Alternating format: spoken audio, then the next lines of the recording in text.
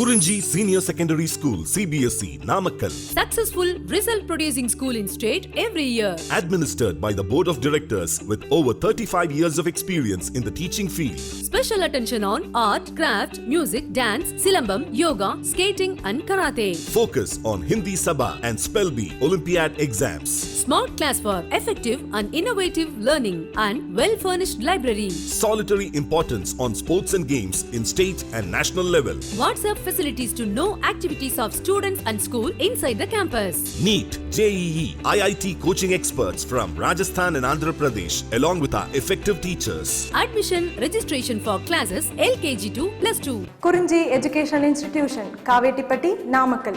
Admission in progress. CBSE, KG to 12, contact 9025895176. Metric 6 to 12, contact 9344567484. For online admission, log on to www.kurinjischoolnkl.in. In continuation to the last class, this is the second class from gravitation. So in our previous class, in our first class of gravitation, we discussed the introduction. There I told you the importance of gravitation, the role of gravitation in our daily life. So that is what either in case of throwing up falls down towards the earth, otherwise getting more tired when you are going up the hill when compared to the down the hill.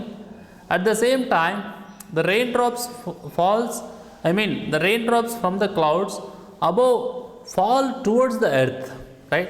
So these are the that is what certain examples where we are feeling, where we are sensing, where we are experiencing gravitational force. Okay. After that, we discussed the motion of the planets and the motion of the celestial bodies. There itself we discussed about geocentric theory and heliocentric theory. Geocentric theory and heliocentric theory, along with the discussion about the hard work invested, the hard work put forward by Galileo, right, Copernicus, Ptolemy and Kepler, Tycho Brahe, right, etc. So these are the scientists. They put their hard work to get a lot of information regarding the universe or regarding the gravitation. Okay. So yesterday, in the last class, at the ending of the class, I told you in our next class we will discuss Kepler laws. So this class is the discussion about Kepler laws. So who is the Kepler means? That is what we had a discussion in our last class. That is assistant to the Tycho Brahe. Assistant to the Tycho Brahe. He compiled the data. And were analyzed by assistant of Tycho Brahe. He is Johannes Kepler. In the period of 1571 to the 1640, he could extract. So Kepler extracts from the data 3 elegant laws, right? That's now we are calling them as Kepler laws. Okay. And after these laws, so whatever the laws we have regarding the Kepler laws, after his period, these laws were known to Newton and enabled him to make a great scientific leap in proposing his universal law of gravitation. Okay, that's what we will discuss in the next class. What is universal law of gravitation? But in this class, our interest and our area of discussion is Kepler's laws. Okay, so there are 3 laws. So the 3 Kepler laws can be stated like this. Right, first we will discuss Kepler first law, and then we will go for second, and after that last we will go for law of periods. But what I am saying is, first you understand Kepler first law, that we are also call it as law of orbits. Law of orbits. Okay, right. Say this, all planets move in elliptical orbits with the sun situated at one of the foci, at one of the focus, right, of the ellipse, right. I'll repeat once again. All planets move in elliptical orbits. All planets move in elliptical orbits with the sun situated at one of the foci, right? One of the foci of the ellipse, right? So what is ellipse and what is the focus? And foci means it is the plural form of focus, ma. But anyhow, what I am saying is, what is the circle, what is the ellipse, and what is the hyperbola, and what is the parabola. These are the geometrical figures where we are studied from geometrical mathematics. But now here we consider the shape, that is what ellipse. So what is ellipse means here, all planets move in elliptical orbits. So which is what the shape of the orbit he is saying. That's why it is called as law of orbits.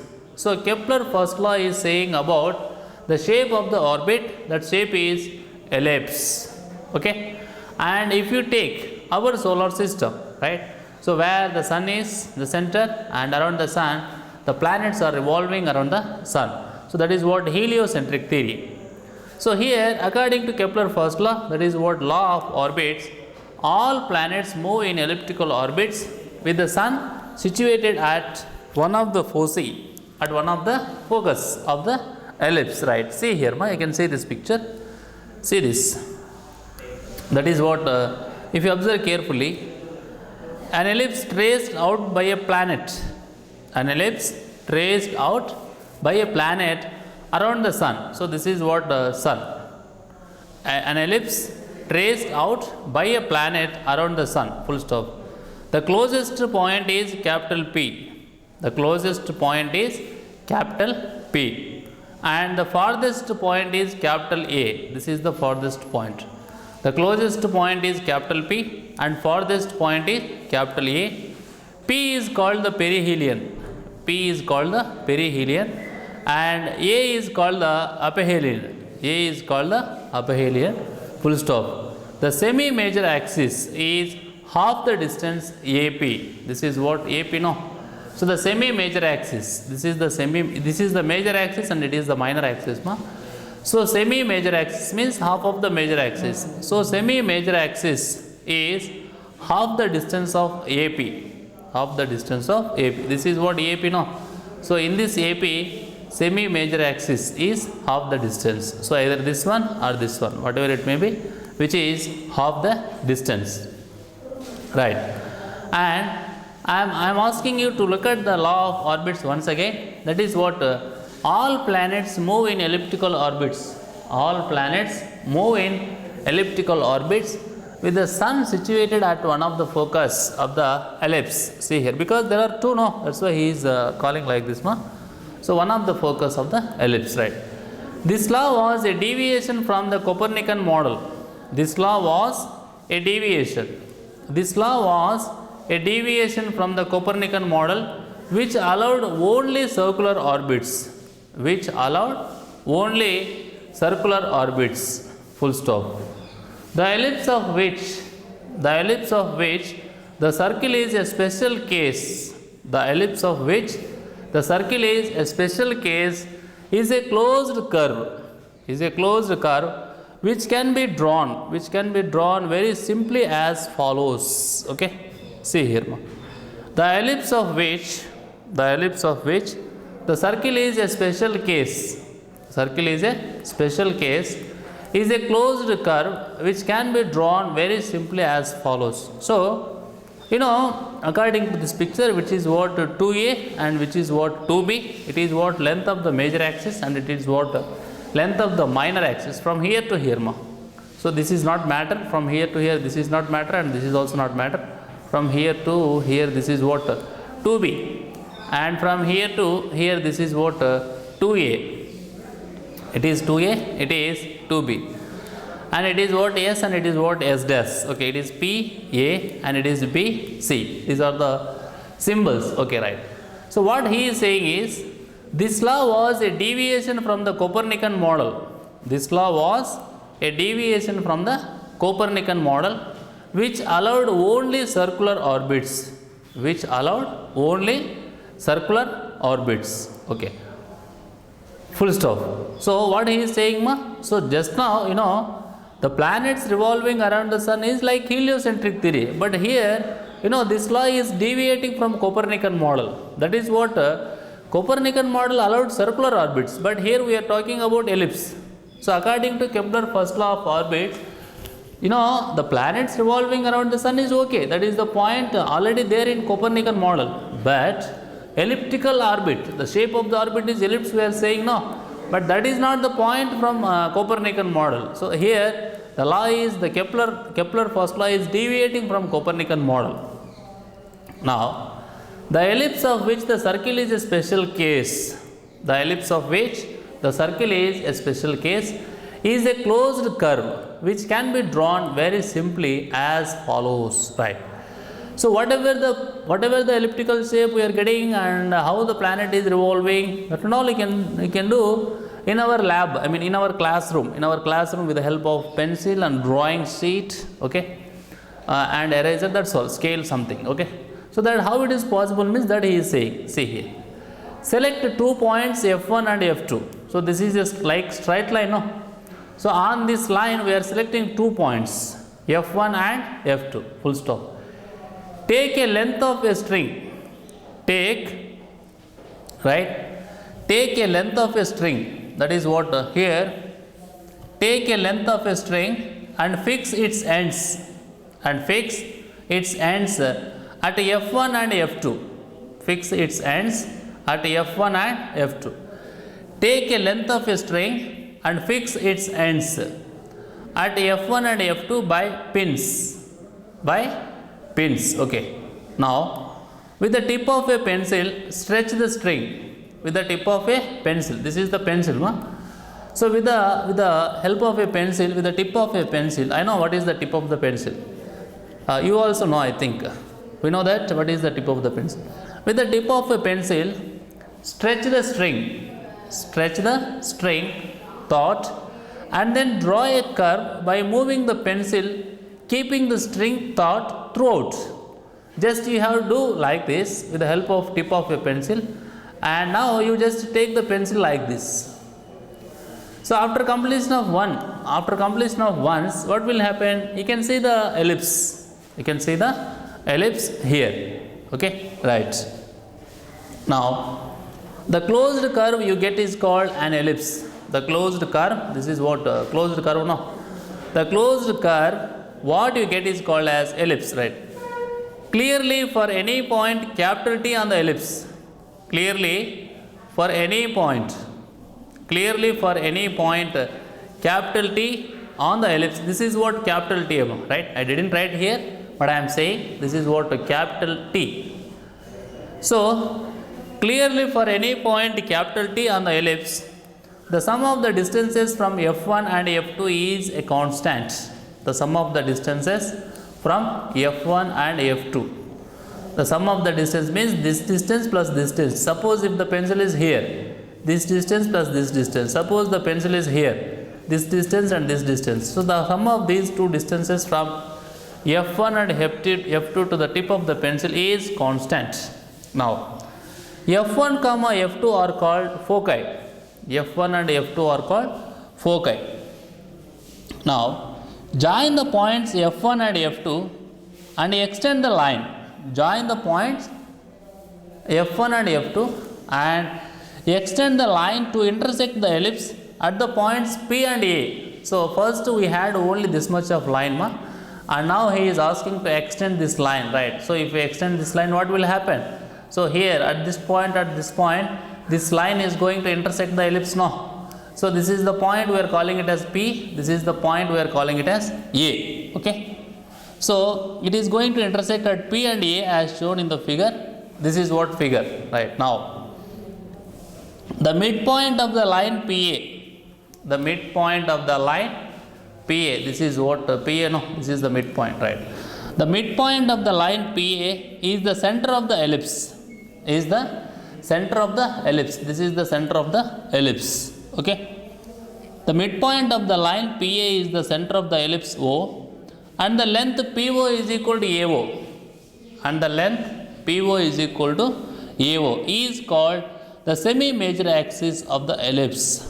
Is called the semi-major axis of the ellipse. This is semi-major axis. This is what PO is semi-major axis, and AO is also semi-major axis. Right now, for a circle, the two foci. For a circle, this is what for a circle, the two foci merge into one, and the semi-major axis becomes the radius of the circle. For a circle, right, the two focus. For a circle, the two foci merge into one. And the semi-major axis becomes the radius of the circle. Suppose, for example, this is what I am saying, semi-major axis, and this is also semi-major axis. No, for example, if this will become a circle, then what will happen? The semi-major axis will become as a radius of the circle. That is the only difference between circle and ellipse, right? So here he is also explaining, he is also trying to give the information which relates ellipse to the circle. Right, now see this, ma. So the ellipse for a circle, the two foci merge into one end, and the semi-major axis becomes the radius of the circle, right? So till now we discussed the law of orbits. Now second one, that is what law of areas. Okay, this is what second law is, law of areas. Okay, say this, ma. So if this picture also you have to observe carefully. So where is the position of the sun, and what is the ellipse, and what is the radius, okay, and what is the area sweeps out by a planet. Okay, see this. So this picture also you observe carefully. And what I am saying is, first, what is law of areas? First you see the statement, then automatically you can understand the picture. See here, ma. The line that joins any planet to the sun, the line that joins any planet to the sun sweeps equal areas in equal intervals of time. Sweeps equal areas in equal intervals of time. Okay, so that is the only statement of Kepler's second law or law of areas. That is what I am repeating once again. The line that joins any planet, the line that joins any planet to the sun sweeps equal areas in equal intervals of time. See this. See this, ma. So this is the line, ma. This is the line. See, this is the line. This is the line that joins any planet to the sun, sweeps equal areas in equal intervals of time. For example, the planet moves from here to there. Okay, so how much time it takes? So this area is delta A, and this is what the force which binds, which makes the planet to revolve around the sun. Okay, in another direction this is also right, this is another direction, this is the area. Okay, so here this is what radius also you can call it as. Now see here, ma. This law comes from the observations that planets appear to move slower when they are farther from the sun than when they are nearer. Right? This law comes from the observations that planets appear to move slower when they are farther from the sun than when they are nearer. So this is what observations, no? Observation, no? So that only he is saying. So this law comes from the observations. Next, law of periods. See here. First you see the statement, ma. The square of the time period of revolution of a planet. The square of the time period of revolution of a planet is proportional to the cube of the semi-major axis. Cube of the semi-major axis of the ellipse traced out by the planet. Right? The square of the time period of revolution of a planet is proportional to the cube of the semi-major axis. Proportional to the cube of the semi-major axis. Okay, cube of the semi-major axis of the ellipse traced out by the planet. So you please try to understand. Already we know that what is time period, time taken to complete one revolution. So square of the time period of revolution of a planet is proportional to the cube of the semi-major axis. Cube of the semi-major axis of the ellipse traced out by the planet. traced out by the planet. Okay, right. Now they have given some values, a value, and it is t value and small g value. So a means that is what semi major axis in units of 10 to the power of 10 meters. Okay, capital T means time period of revolution of the planet in years, y, and capital Q means this is what the quotient t square by a cubed in units of that is 10 to the power of minus 34, 10 to the power of minus 34 y square per meter cubed. This is what quotient, that is what capital Q. So this is not small g, which is capital Q. So for all the planets, for 9 planets here, but according to the recent measurements regarding the planets, so the Pluto was removed from the list of planet, but anyhow here they have given Pluto also, right? It is capital Q, it is capital Q, that is what quotient t square by a cubed in units of 10 to the power of minus 34 y square per meter cubed, y square per meter cubed. Okay, right. Now see this, for different planets, Mercury, Venus, Earth, Mars, Jupiter, Saturn, Uranus, Neptune and Pluto, here you can see the a values, that is what semi major axis in units of 10 to the power of 10 meters, right? Afterwards capital T value, it is 0.24, and you can see the values here, which is also there in our textbook. But once again, you just please keep in mind regarding the dimensions of a planet, right? You know, from our discussion in this class, you understood what is semi major axis, and you know that Sun is the center of the universe. I mean, all planets are revolving around the Sun according to heliocentric theory. Okay, so here this is what semi major axis in these units, 10 to the power of order of 10 to the power of 10 meters, and it is the time period, means time taken by a planet to complete one revolution around the Sun, and it is the value of t square by a cubed, okay, right. Now you know these are the values, for example small a value, capital T value and capital Q value for Mercury as follows, like this, and for Venus like this, and for Earth, and then for Mars, and then Jupiter, Saturn, Uranus, Neptune, Pluto. So these are the values, that's why they have given in the form of table.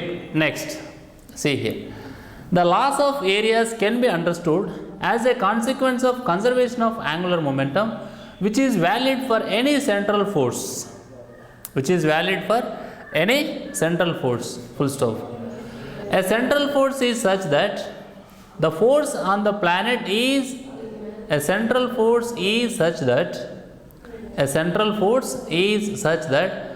force on the planet is along the vector joining the sun and the planet. So this is the vector joining the sun and the planet. So what he is saying here, a central force is such that the force on the planet is along the vector joining the sun and the planet, right? Let the sun be at the origin, and let the position and momentum of the planet be denoted by r bar and p bar, because position vector and momentum vector r bar and p bar respectively. So what he is saying, let the sun be at the origin, and let the position and momentum of the planet be denoted by r bar and p bar respectively, full stop. Then the area swept out by the planet, of mass capital M in the interval delta t, in the time interval delta t, is delta A, given by delta A is equal to 1 by 2 into r bar cross v bar into delta t. Hence delta A by delta t is equal to, you just take out this here, then what will happen? Delta A by delta t is equal to 1 by 2 into r bar cross p bar by m, because v is equal to p by m now. In place of v, we can write p by m, because p is equal to mv. Mass is a scalar quantity, but momentum is a vector quantity and velocity is also a vector quantity. So delta A by delta T is equal to 1 by 2 into R bar cross P bar by M. That is equal to L by 2M, because it is angular momentum, no? Angular momentum, capital L. L by 2M. So what he is saying at last, for this is what here I already told you. V is the velocity, L is the angular momentum. That is equal to R bar cross B bar. L is the angular momentum, that is equal to R bar cross P bar, full stop. For a central force which is directed along R bar, for a central force which is directed along R bar, L is a constant. L is a constant as the planet goes around. As the planet goes around. Hence, delta A by delta T. Hence, delta A by delta T is constant according to the last equation. This is what delta A by delta T is equal to L by 2M. Okay, right. Now, this is what we have now. This is what law of areas. Law of areas, and you can also say that gravitation is a central force, and hence the law of areas as follows. Okay, right. So in this class we discussed the Kepler laws. So Kepler laws means here law of orbits, and then law of areas, and next law of orbits. Okay, right. So in our next class we will start with continuation topic. Thank you.